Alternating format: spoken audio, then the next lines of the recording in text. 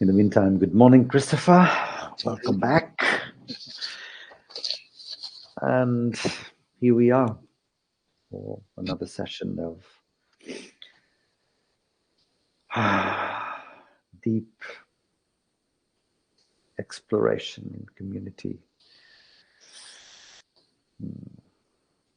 If there's any of you coming here for the first time or just joining after a long break, please feel very welcome. And for all of those who are just watching the replay, well, welcome to you. We will be here for the next hour with Christopher Titmuss guiding us.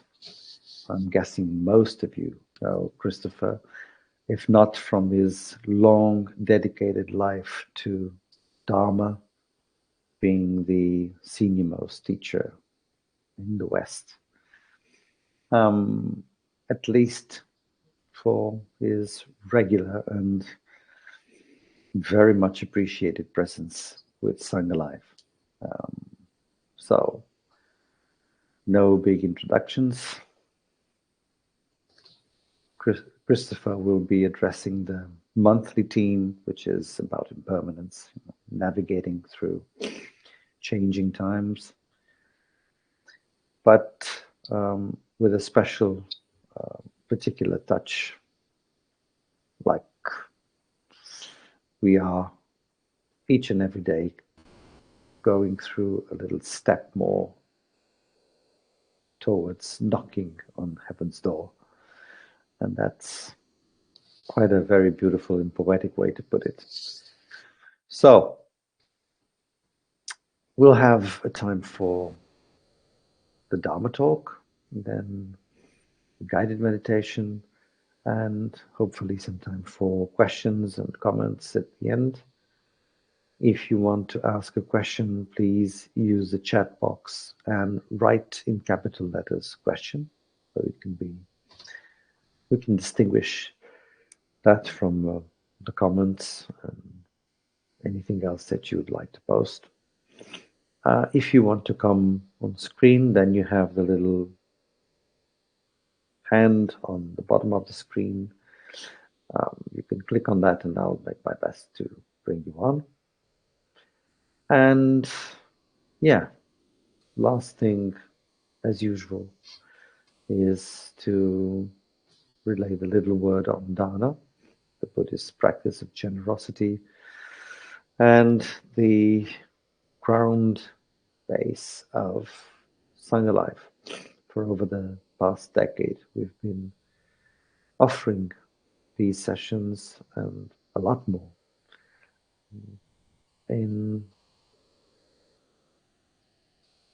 the expectation, the positive expectation of just bringing the Dharma close to as many people as possible. And to do so, we don't charge pretty much anything that we offer. It's really freely offered. But we do have a lot of charges, a lot of things to attend to, just to make it possible. As we don't have any other income, we just rely on your goodwill and your generosity. And of course, your capacity, of course, also to be generous. There's a million ways to be generous. Unfortunately, there's just one way to pay bills, but there's a million ways to be generous. Your presence, your consistent practice, your curiosity, the way you have helped this platform and this Sangha to grow is an act of huge generosity. If that can come along with a small donation, whether it's a one-off or a regular one, even better, because it allows us to keep on doing this. It allows us to share it with Christopher and all the other teachers that will come after that. And yeah, that's just what we're here for. And if you can't donate, well, as I said, you're here, and that's what matters the most.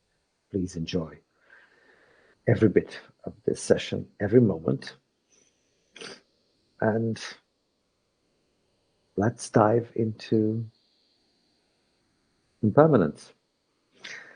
Thank you all. Have a good session. So thank you, George. Thank you to Sangha Live for hosting so regularly and in such a committed way throughout the year. Let's have the quiet minute or two together to give opportunity for the whole being to settle down, and then we'll get the session a bit further underway.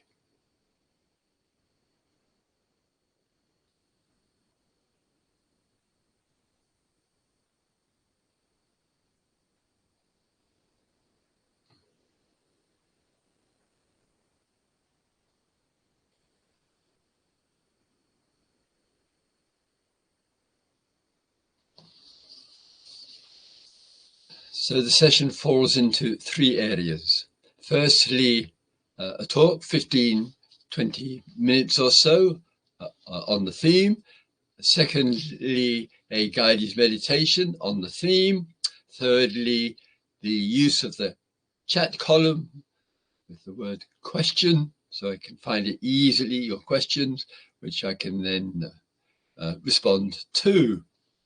So just with regard to the update on the first session, first day of the morning, a general overview about the deep importance of the exploration of change, namely that which arises, that which stays for a period, and that which passes. And to explore, as we are doing, the conditions for what arises, the conditions for what stays, and the conditions for what passes. Since life is a flow, it is a movement, it is a process, it's a field of change, without elevating the dynamic into some absolute ultimate state.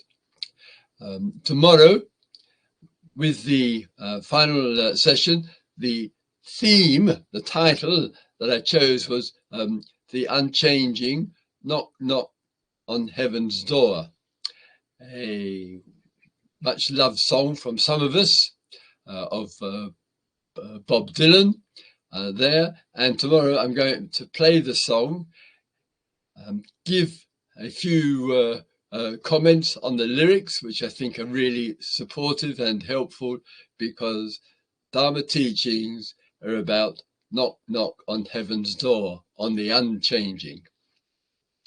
Today, Thursday, this period of time is looking at what passes, and again, a regular theme through the days together has been what arises, what stays, and today it's on what passes there.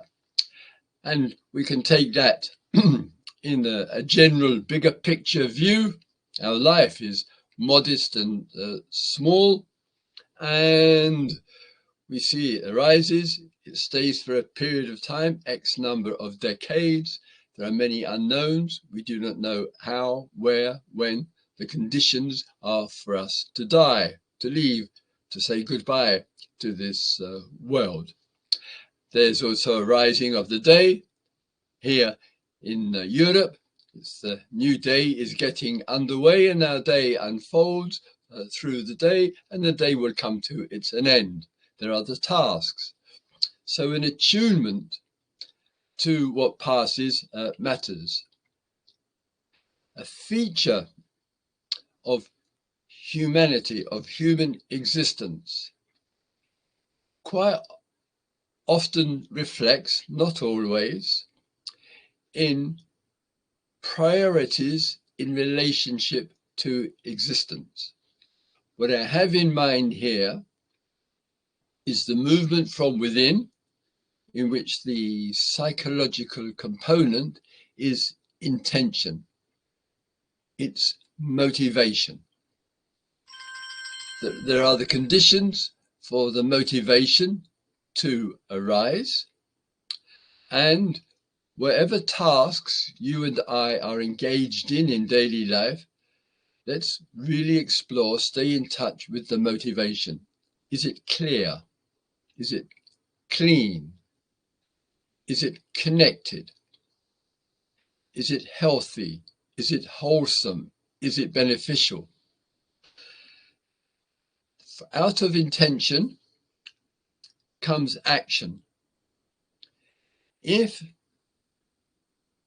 we might think about an intention, we might tell ourselves, try to persuade ourselves that we have this intention. We might bore people to tears about our intention because they've heard it so often before. The confirmation of intention and not thinking about it is that intention leads to an action. The intention leads to an action. The action itself has an outcome. It has some kind of fruit, result, consequence. So the intention is there, the action takes place, the intention and the action comes to an end, temporarily, of course, comes to an end, and the outcome of that is we experience a result, a fruit, an outcome, a consequence. Wisdom, a feature, is staying in touch with intentions, actions, and results, and sometimes questioning them, meditating on them. And remember, these teachings are consistently making reference to the inner and the outer. It's not enough to say, oh, I know myself, which is slightly conceited anyway. I know myself. This teaching is to know life. It's much bigger than the Greek view, know thyself, or the psychological view. It's therefore being mindful and aware of the intentions, of the actions, of the outcomes, of what goes on around us in our institutions, in the life of other people that we meet, because these three components are a feature of life. Sometimes in the coming to the end, as mentioned with arising and staying, sometimes very welcome. So you go to work, maybe, and you come to the end of your working day. So there is an identity, a role. You are described as, you have the label, to use Bob Dylan's word, you have the badge of this identity, of this role.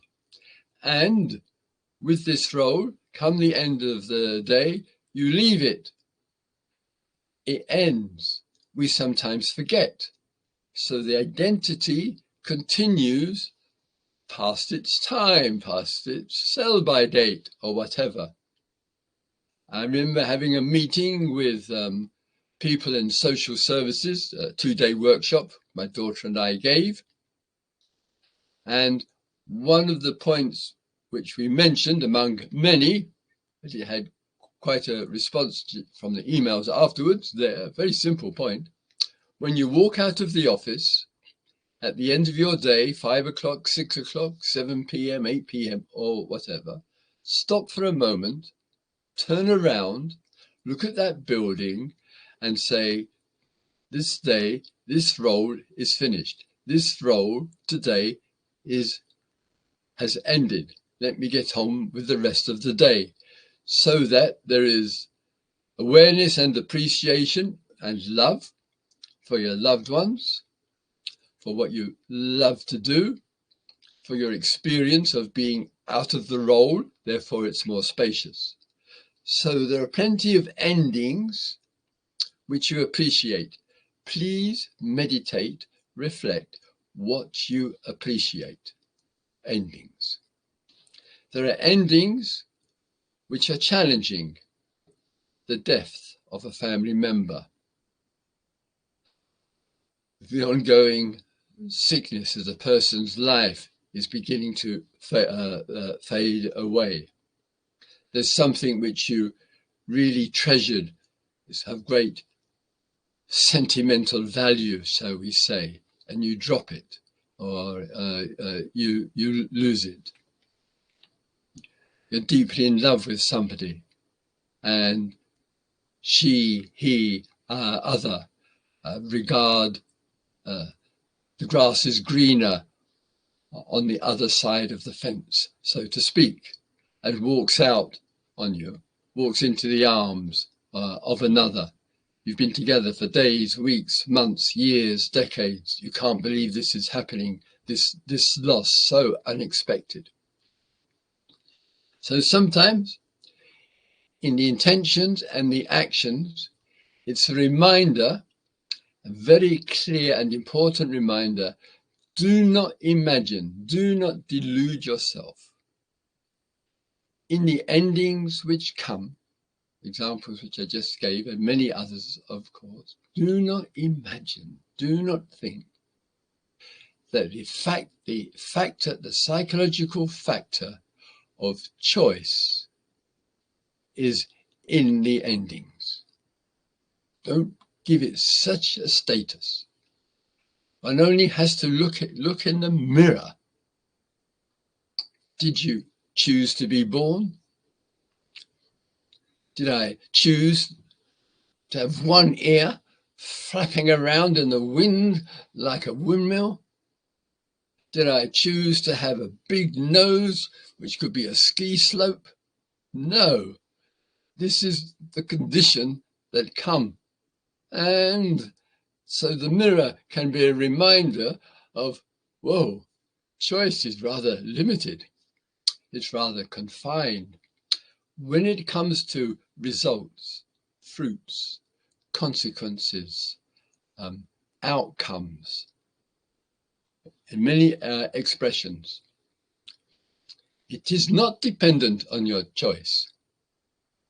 It is dependent on a variety of causes and conditions which you cannot organize to put together to always have the consequence and the result, the outcome that you would wish. And if we forget that, frankly, good luck. Good luck. My goodness me. That means that the self has so identified with the intention. It's been followed through, so it's an intention, not a thought about it. It's called an action.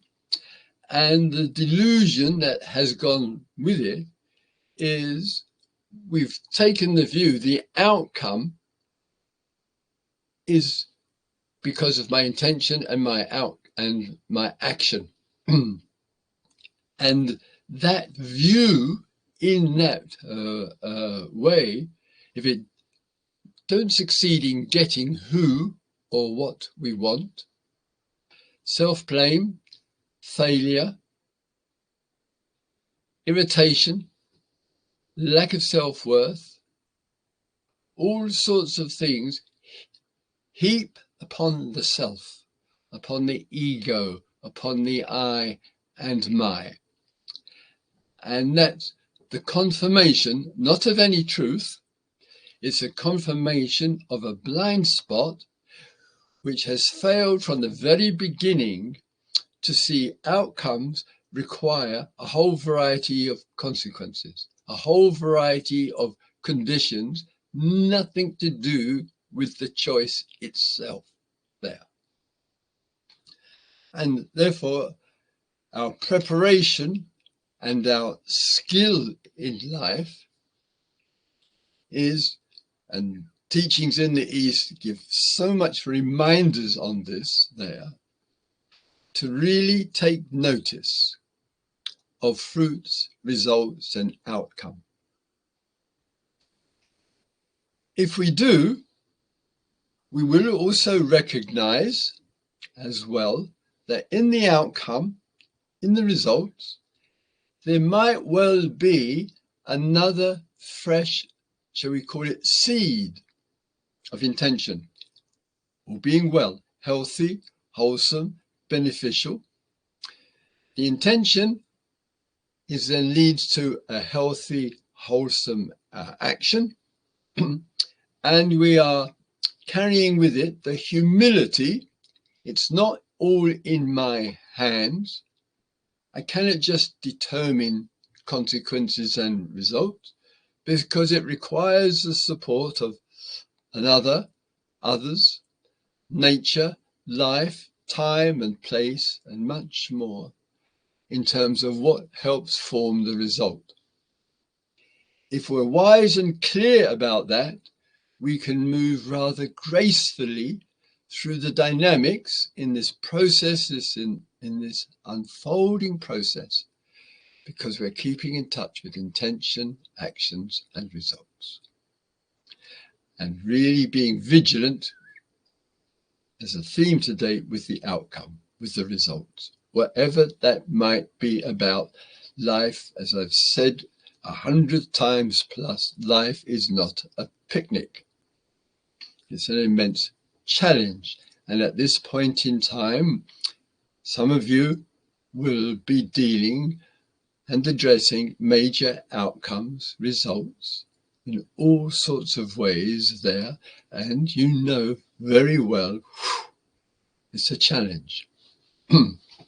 So, in the exploration there, it can be in the everyday life as an aspect of your practice to really give plenty of attention to endings. In 35 minutes, this session together will come to an end. Be clear about that. This morning will come to an end. Your tasks will come to an end. What you are thinking about will come to an end, and much, much more. So we begin to be rather inclusive of beginnings, middles, and ends.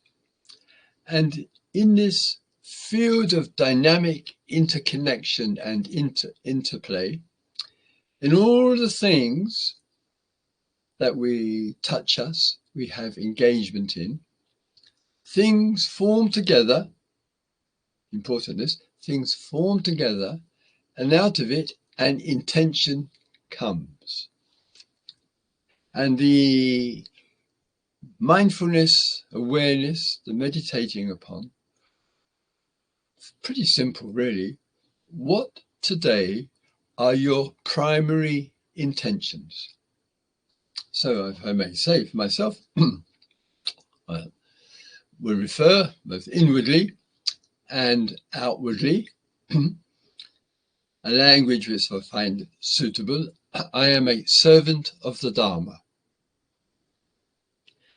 And the concept servant, which is authentic, it feels appropriate, contributes to, in a way, guarding against ego, superiority, self-importance, just by a slight change in the language, which brings to the feeling tone, I am a servant, I serve the Dharma, etc. There may be ways where you might consider not only the external impact of what you do, the fruit, the consequences there, but also the view of it, the view of, in this case, the view of the role, the view of the intentions and the actions, being mindful of the outcome and the consequences, to be able to embrace this movement that's going on, So we could say in simple language, we make the choice. We make the choice to come and be together this morning. It requires all the good technology, the good skills of George, and much, much more for this to happen. And so we're looking at, so to speak, at the intention, we might call it at the choice. And in the same moment, we're also looking at the bigger picture. Finally, with this, sometimes our life, and this is important as well, we're not always, every moment of the day, involved in intentions, actions, and results. We're not always doing. If we are, going to be some stress around for sure.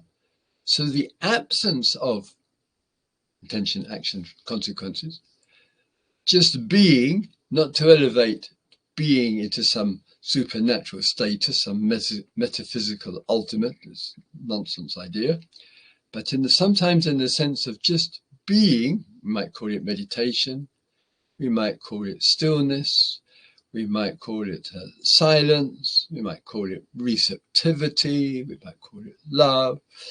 That sometimes when we're not concerned with these constructions, with the outcome there's another kind of receptivity which comes out of the being. And therefore the world of coming, staying and passing has less grip. There's a silence and a stillness. There's a receptivity. We can't choose what the result, the outcome might be. There is simply a calm abiding, a receptivity. And that receptivity may give us a whisper, aha, we are knock on heaven's door, the unchanging, the unarisen, the unstaying, and the unpassing, the unfading away. And tomorrow, that will be the theme which we will explore. Let's have a couple of quiet minutes together, and then I'll offer the guided meditation on today's theme.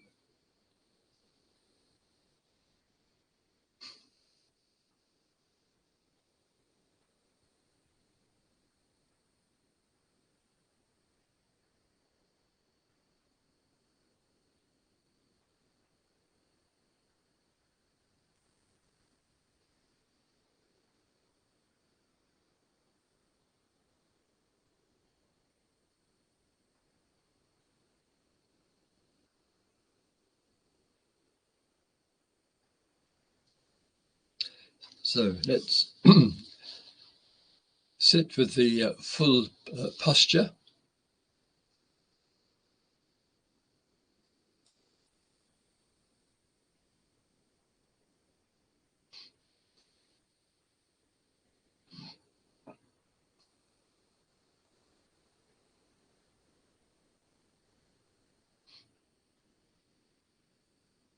Anything of significance in life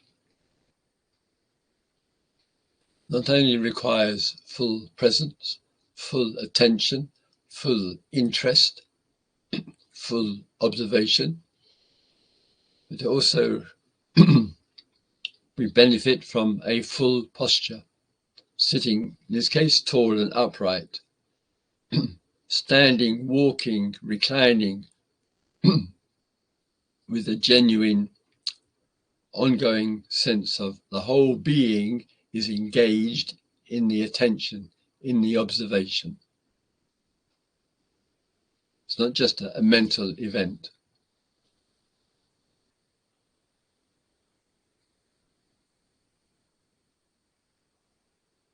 We bring every ounce, shall we say, of energy, vitality to seeing clearly.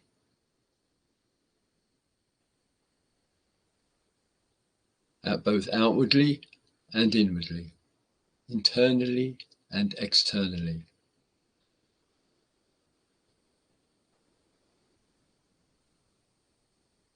to maximize the opportunity to see more than we usually see. Much, much more.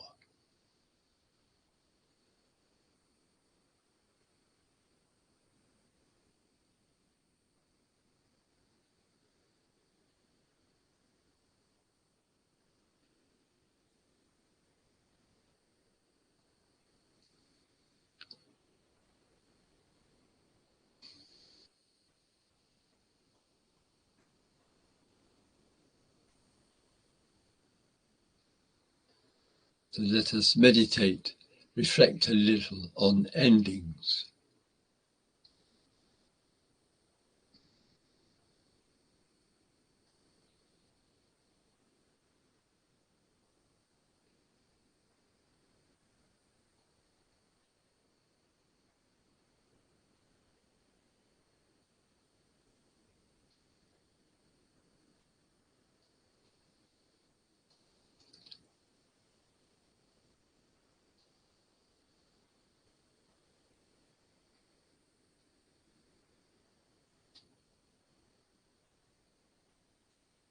Sometimes it's the endings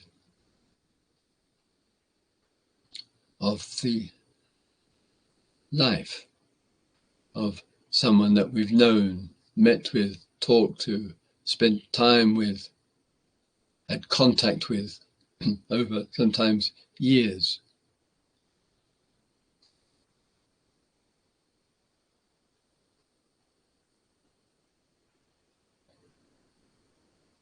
Just in the past 7 days,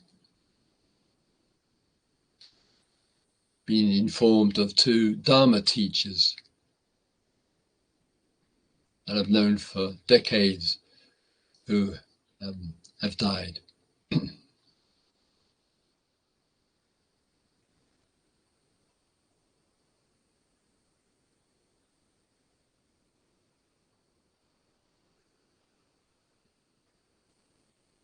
Yes, the feeling tone is one of sadness. And also of appreciation for a life well lived.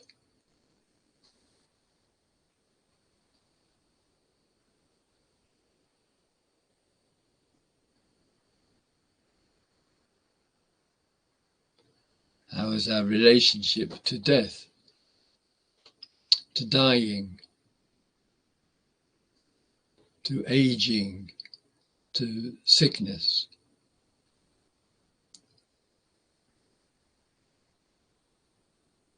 All of which are outcomes, results, consequences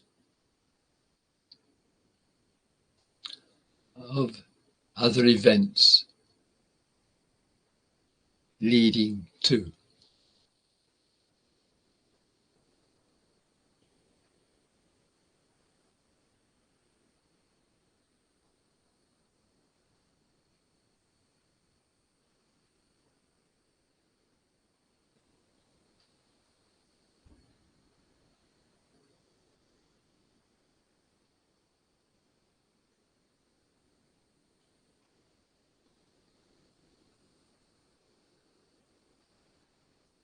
So we meditate on death, meditate on the aging process,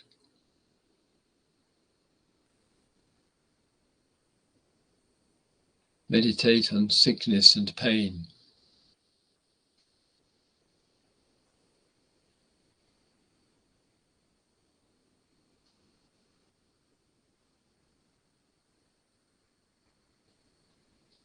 To find the clarity so that we're not scared of it.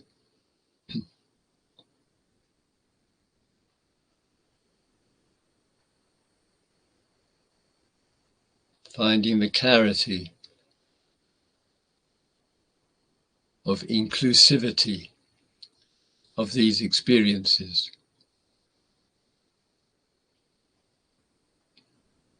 Not afraid of it.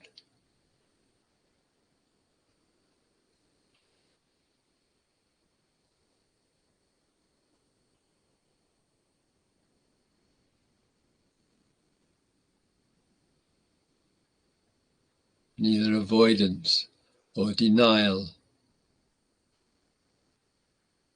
or flight away from.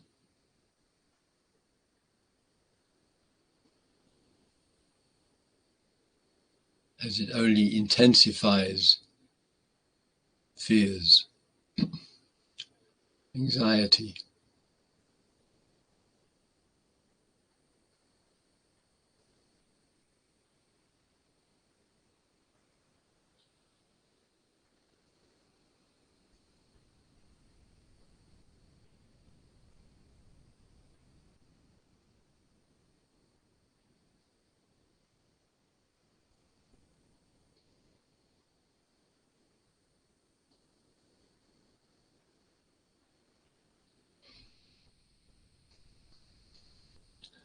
Are there any actions currently in our life where there is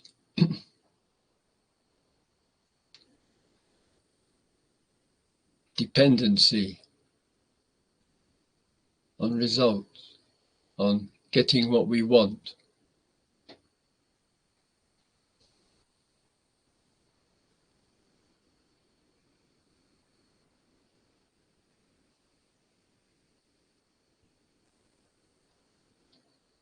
And all the transference of the self into the outcome.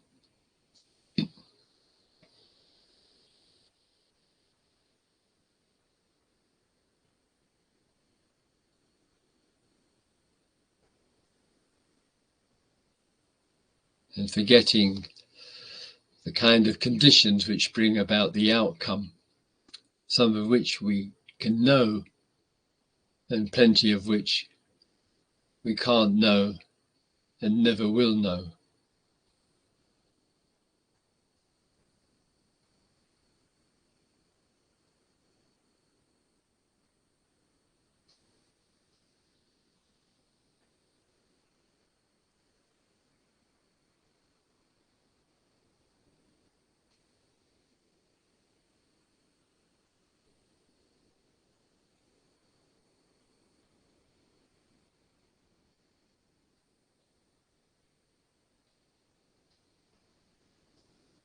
So we have a quiet determination to face life the way it is,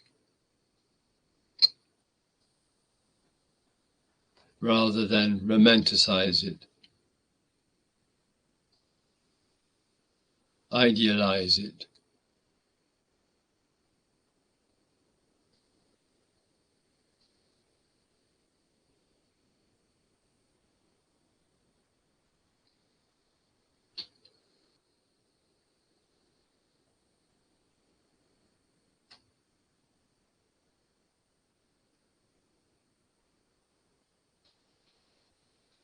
There are outcomes and fruits which we appreciate.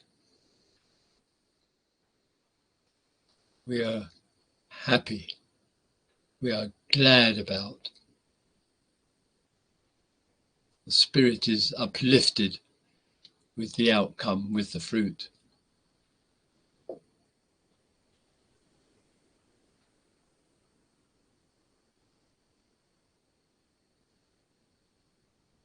We can experience the nourishing, warm, pleasant sensations in the body.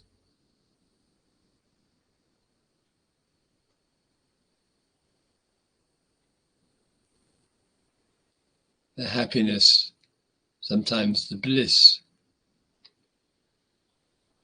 the joy, the gratitude.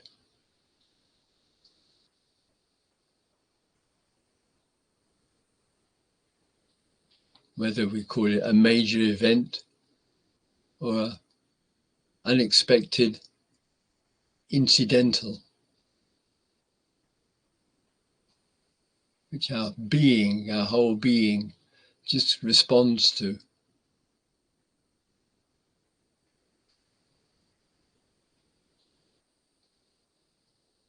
With happiness, with gratitude, with laughter. with a deep enjoyment.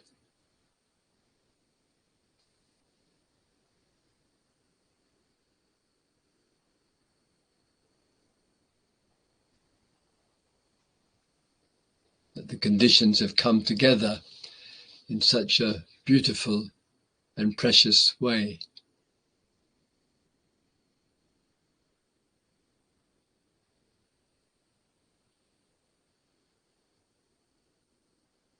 You might well feel the wonder of life, the extraordinariness of it.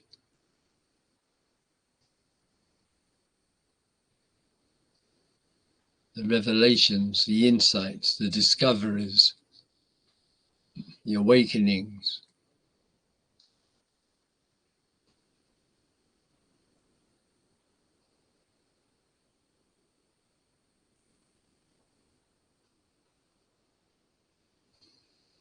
It might seem you spent a long time in the preparations of the insights, the revelations, the discovery, the happinesses and the joyfulness.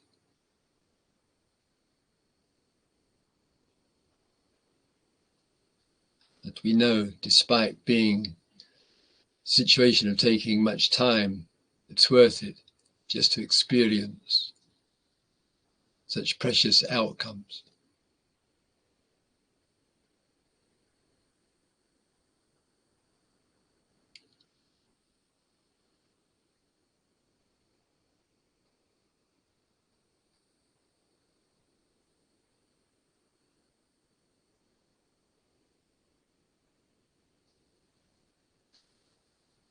And in the outcome, we also remain vigilant in the result, in the fruit, in all the benefits. And we may remain vigilant. And the vigilance is to be mindful of the ego grasping hold of, inflating self-importance, becoming ambitious.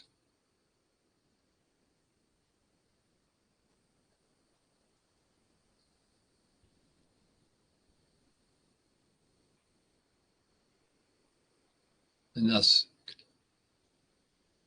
corrupting, to use the Buddha's word, corrupting the value of the experience, the benefits of it, the humility of being in touch with such experiences.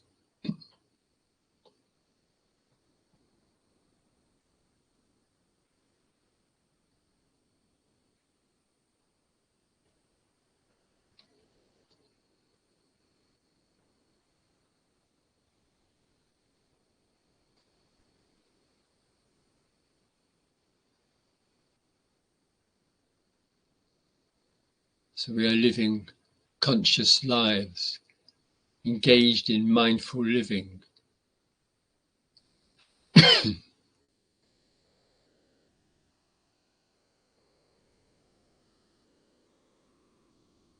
Staying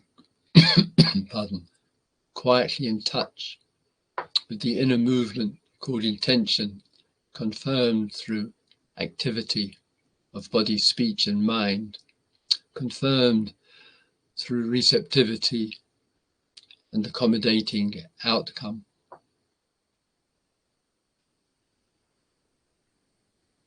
confirmed through quietly being in the process of life.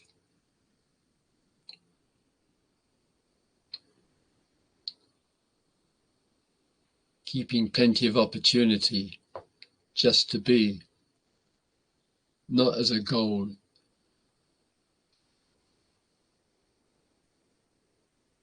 as a receptivity of being, of having no fixed intention towards a result,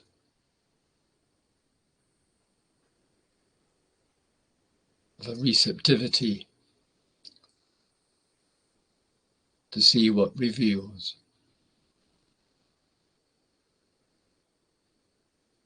not tied up with intentionalities, with choices.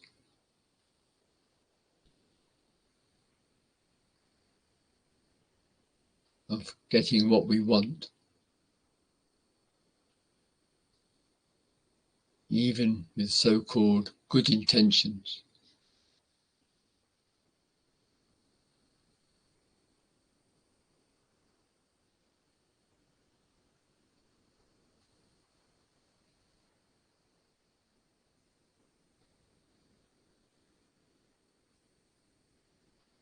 And in an abiding receptivity,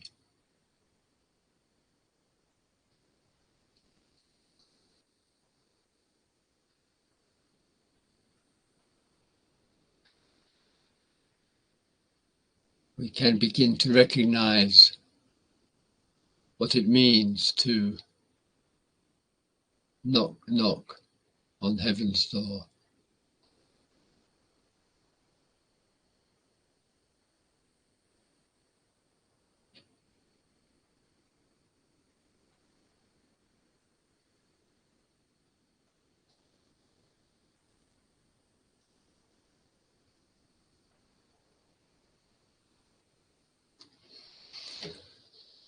Okay, thank you for lending an ear. So I'm just going to put the specs on here.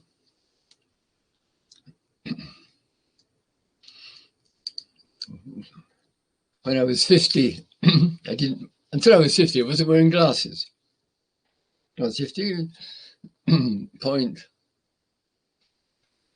I think, was there. Then it went to the ones. And 10 years later, it went to 1.5. Some of you will know this process. And for the last 10 years or more, it's been on the twos. Some of my beloved friends are still in the early stages, and some are a bit higher than me. C'est la vie. All right. So there's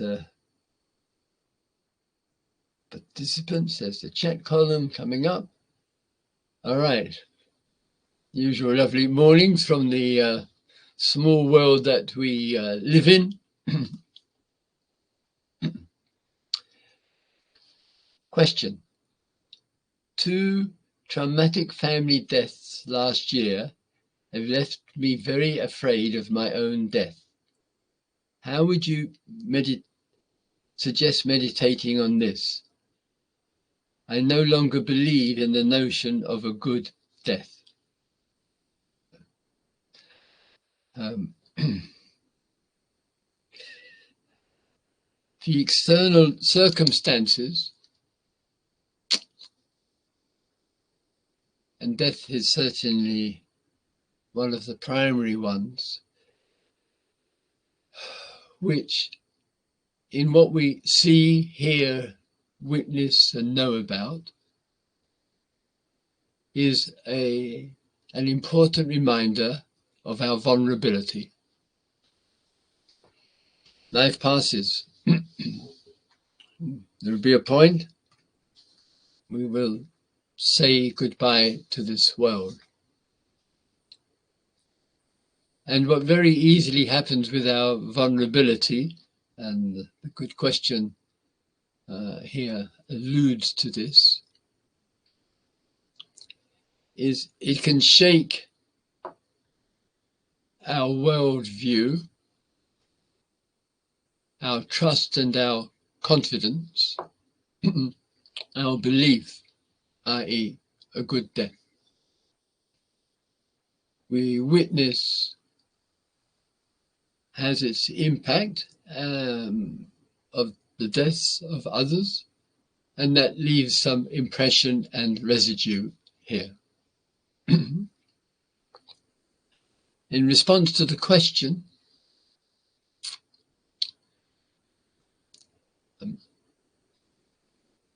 I have the trust that it's in the mindfulness of the small deaths, quote unquote, which is a development and training for the mind to be able to handle the larger deaths, including death of relationship to this existence. So endings, things which finish, complete, in the small scenario of events, please give lots of attention to endings. It won't be easy. It may trigger some of the fears around life and death, the notion of a good death, which I think we have to be very careful about there, and just look at this and it ended, this and it ended, this and it ended, not as a problem, but as a fact, as a simple truth. Go to bed at night, you get into bed, it's the end of the day. It's the end of you being in touch with the world, seeing, hearing, smelling, tasting and touching. And there is a wish at the end of the day to see, to have a deep sleep, to see the end of the senses, the end of contact with the world. And in other ways as well. So in small ways, that will give the training for the heart and mind and consciousness to begin to include experiences and include in that death itself there. That's my response. In the small is the key. A friend of mine is about to do a 2-week solitary pilgrimage following a major loss. Important and beautiful. Her having only rather limited experiences with meditation, what would you tell her so that the journey is as supportive as possible?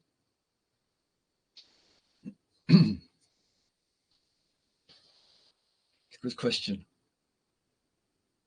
What would I say? Hard to know without the good presence of the person, so I can only speak in the generality here. Firstly, to her to appreciate she's going to make a 14-day solitary pilgrimage. Yeah, a walk in the nature. I think it's a magnificent statement and an inspiration coming from a major loss. Sometimes we need to really connect with ourselves and with the nature. So what I would say to her, don't be concerned with formal meditation practice, which may not be her cup of tea or know about, but make the day to meditation. Maximize seeing with the eyes, hearing, the temperature. Maximize a full presence to today, to really connect with life, with all of its changing as you walk through the nature.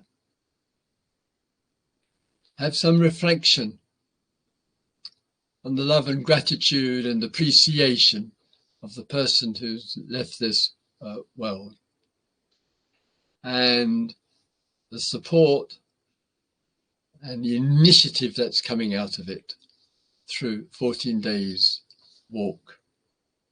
Beautiful, precious.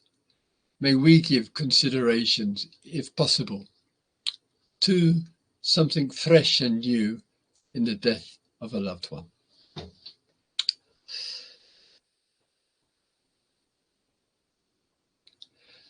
When you speak, I am reminded of the game of tennis, and in particular, after the intention and the action, the state of receptivity one is in when we are awaiting what comes back to us from the other side of the net.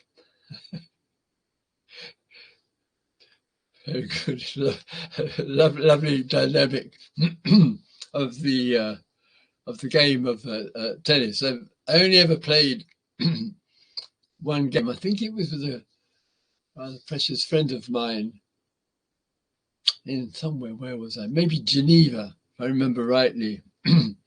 I found it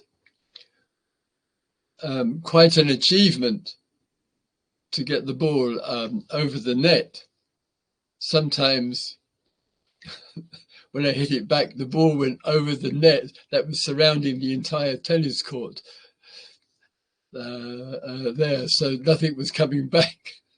Anyway, it's a lovely, precious metaphor.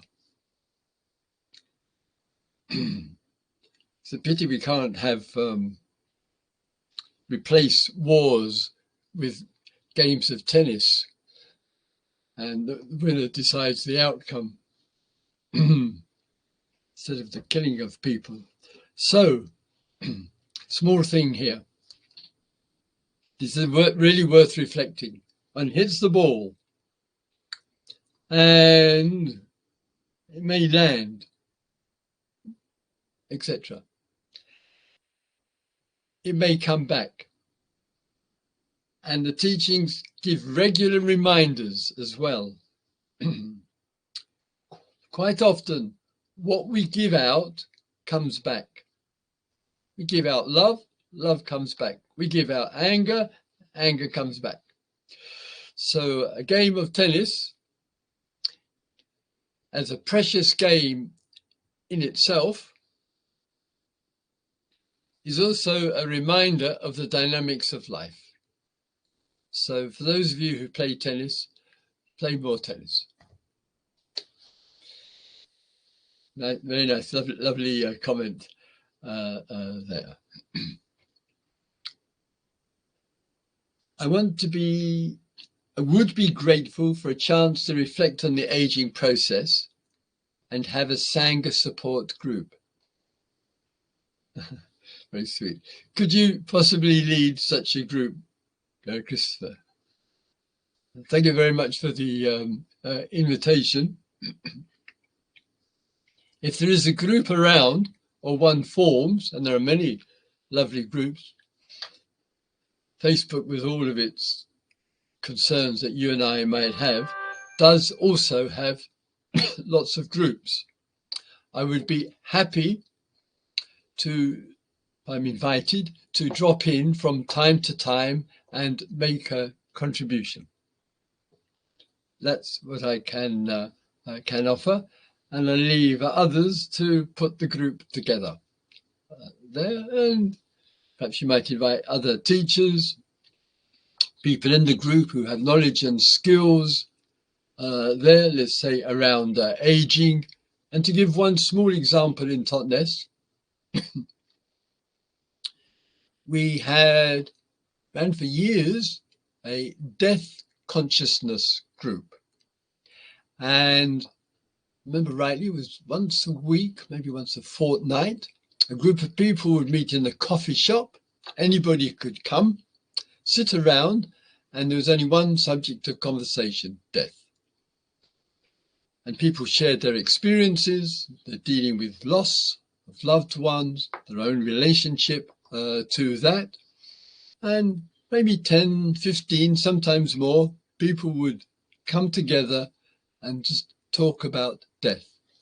And people found it incredibly supportive, insightful, looked at new ways of looking at death, and recognized, so to speak, we're all in the boat together. And it felt less isolating and therefore less fearful. Please do use your organizational, creative skills to develop themes which are important for you and others. And don't hesitate to contact teachers, servants of the Dharma, and others to contribute. Nice. My adult, how am I doing for time? Oh my goodness. My adult child has chronic fatigue for a year now and no sense of it when it will end. I am with constant sadness. In the meditation, it becomes intense. How to live with receptivity to all that is when living with an ongoing sad situation.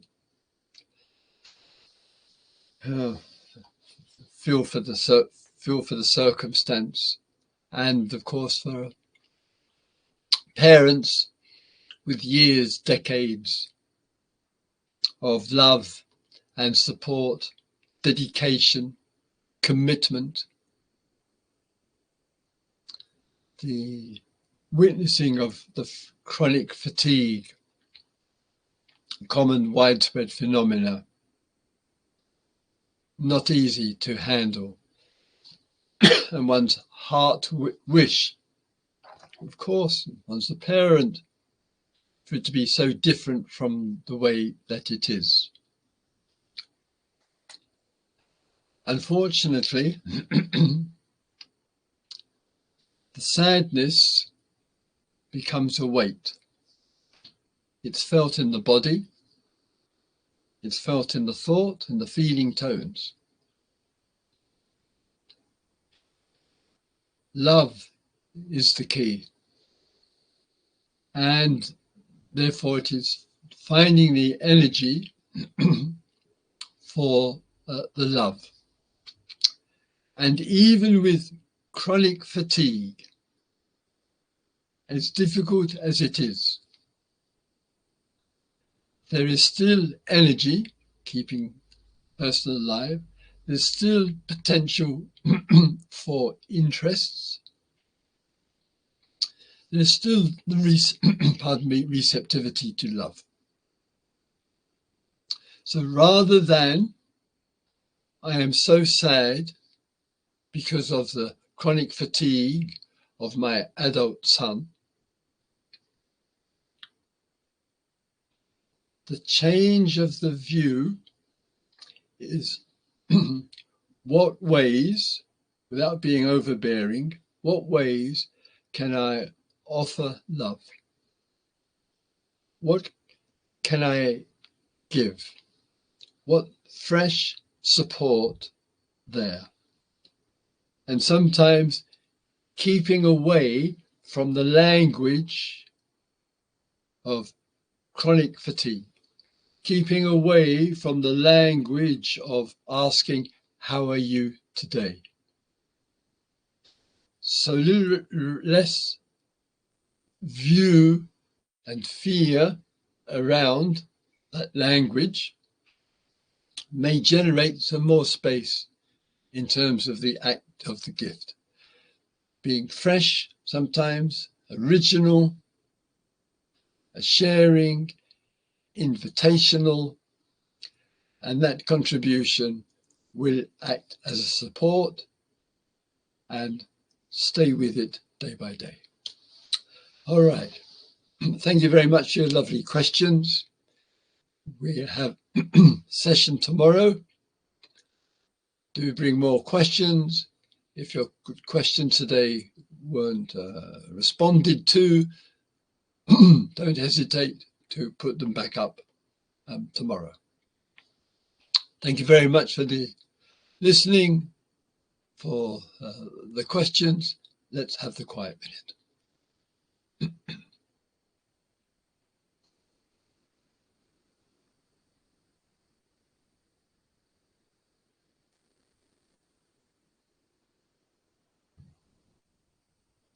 May all beings live with love.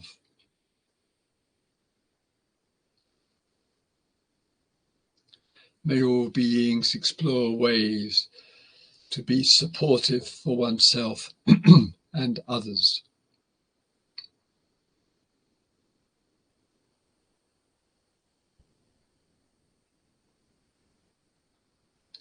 May all beings wake up to fresh ways of looking, exploring, and sharing.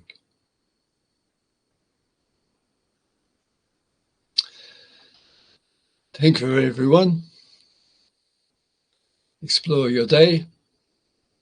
We come to the end, and I'm going to lend the eye over to the chat column and have a read through. Thank you. And thank you to Sangha Live. Thank you for your donations and support for Sangha Live and myself. Very, very much appreciated.